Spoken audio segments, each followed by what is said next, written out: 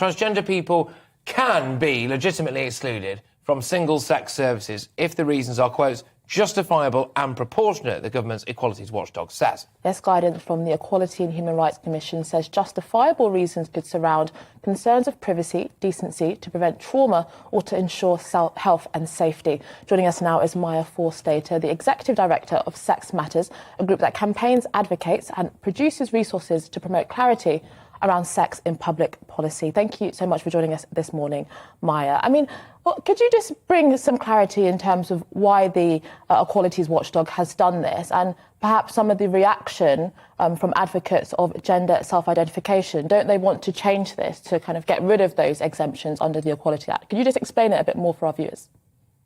Yes. So this isn't new law or a change in the law. This is just clarifying what the law already says about single-sex services, which is that you are allowed to have them in a whole range of ordinary situations, from changing rooms, toilets, showers, women's refuges, healthcare, hospitals, and so on. And that when somebody self-identifies as being the opposite sex, or being no sex, or having their sex change from day to day, that doesn't mean that their sex has really changed. And that they should be allowed into opposite sex services. That's what the law says. But organisations like Stonewall have been telling employers and service providers that people should be allowed to self-identify into opposite sex spaces. So the Equality and Human Rights Commission has stepped in to provide clarity about what the law really says, and to avoid people having to negotiate and argue and end up in hostile situations where the rules are not clear. And Mike, could you just describe to us some of those situations where it is important to have a single sex space? So you alluded to changing rooms, but we are now having a big discussion in relation to sports, balancing inclusivity over fairness. I mean, that presumably would be an example where, for fair competition, single sex protections must be paramount. Absolutely. Sports is a slightly different part of the law because the exceptions for sport are different from the exceptions for single-sex services. So this new guidance doesn't cover sport. But what the law says is if you have a sport, and this covers most sports, where the average difference between male and female competitors mean that usually men have an advantage, you are allowed to have separate sports for men and women. And that means you need to have clear rules. And people, transgender activists would like to have males being able to play in female sports. And many sports governing bodies have allowed that. But what we know is that even if somebody reduces their testosterone for several years, it doesn't reduce their advantage to a level where it's either fair or safe. But, OK, look, I'm just asking because I'm intrigued, actually.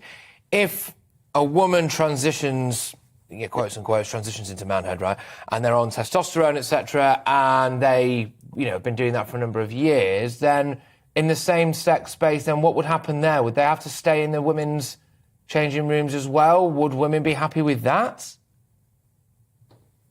This is why I say sport is different from single-sex services. So in terms of sport, the answer is you have two categories, open and female.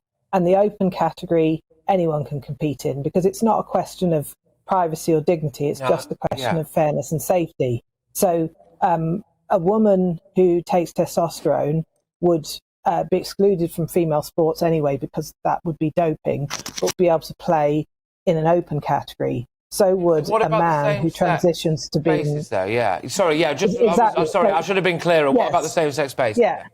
So in most situations, the obvious solution is to offer a unisex alternative, gender-neutral alternative. So you have male, female, and an option for people who don't want to declare what their sex is, don't want to answer questions. No one should be asked about their diagnosis, their surgery, whether they have a gender recognition certificate. So the obvious solution is to have places that don't have a sex-based rule, so that anyone can go to the cinema or to university or the shops or wherever, or to the gym. Everyone has a place where they can change with privacy and wash.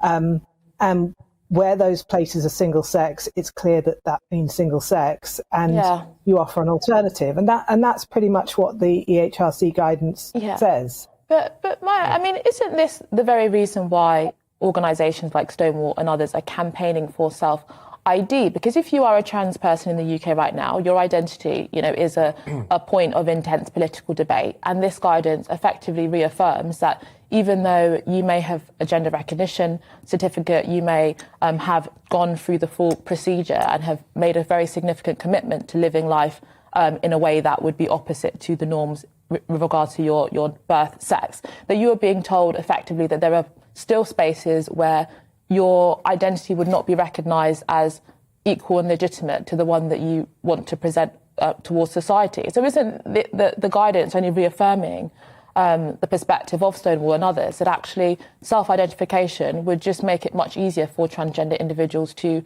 get access to the spaces that reflect what they understand as who they are? Well, I think you have to make a distinction between someone's identity and the reality of their sex. Most males most people who go through transition don't necessarily have surgery. And that doesn't mean that their identity is any less real than somebody who does. Jamie Wallis MP identifies as transgender. Who am I to say whether his identity is legitimate or not? But Jamie Wallis should not be in a women's changing room. And if Jamie Wallis made a commitment to wear women's clothing, I don't think Jamie Wallis should be in a women's changing room.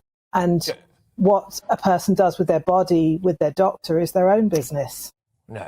I think Jamie Wallis could wear whatever dress he wanted. He should still never be allowed in a women's changing room. And I think that's absolutely fair enough. How do you feel about the pressure that comes from the trans lobby? I spoke a little bit earlier on about even maybe it's infiltrating our legal community, certainly infiltrating our education system, about the way now that if you say women are women, then you can get cancelled and you can be kind of sacrificed at the altar of wokedom, whereas I'm not sure that should be the case. And it does mean that then when we have discussions like this, there's always seems to be an element of controversy about it, and actually that means that a lot of negatives can slip through the net. How do you feel about the pressure that's coming from the trans lobby?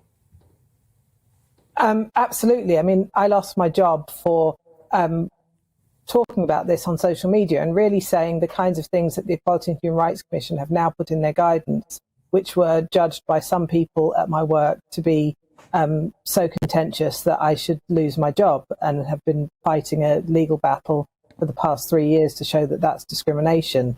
And that's happening all over the place, where people are being called transphobes and being bullied and harassed at work. It's because they're saying the kinds of things that the EHRC is saying, which is that women and girls need to be able to have single-sex services in sports. And did that damage your mental health at the time? It damaged my well-being. Your personal well-being. Yeah, exactly. Because this is absolutely. it. Because this is the very thing that they go, well, hang on a minute. I must be allowed to do what I want to do because I'm potentially being bullied and harassed, and it's damaging my well-being. And then but then they're perfectly happy to do all of those things to you, aren't they? Exactly. And the situation we should have is a tolerant society where people can believe different things, people can wear what they want, call themselves what they want, but where sex matters, such as in sport, such as in single-sex services, we have clarity. That's the only way that you can then treat everyone with respect, because people then know where they're allowed to go and where they're not. Thank you so much for joining us this morning. Maya Forstater, Executive Director of Sex Matters. Thank you. It's a very important subject, and I think it's good that we're raising awareness of it. I mean, you cannot change your sex. You are born with the sex that you have. Your sex is determined by your reproductive organs, and until there is, a miraculous, scientific discovery where you can, become pregnant, and women can, do other things that males do. You can't change your sex. Yeah. No, exactly. And also, look, as a man, I'm very I actually feel very bad about what's going on because it seems like it's mostly men telling women what a woman is. And if you look at who the heads of a lot of the athletics bodies are all around the world, the vast majority of them are men. And they are the ones deciding whether or not a man can become a woman and compete against women. And you know, again, as a man, I feel very bad about this. I feel like my gender is letting people down. And the strange thing to me, I've never been someone that was identified as a feminist or been interested in feminist activism. But this is actually pushing me to consider, you know, feminism, because you are seeing your rights and protections and status as a woman completely redefined on the whim of a kind of fringe minority of activists. Then it makes you think, actually, we need to organise as women to protect our rights and interests. Rise up.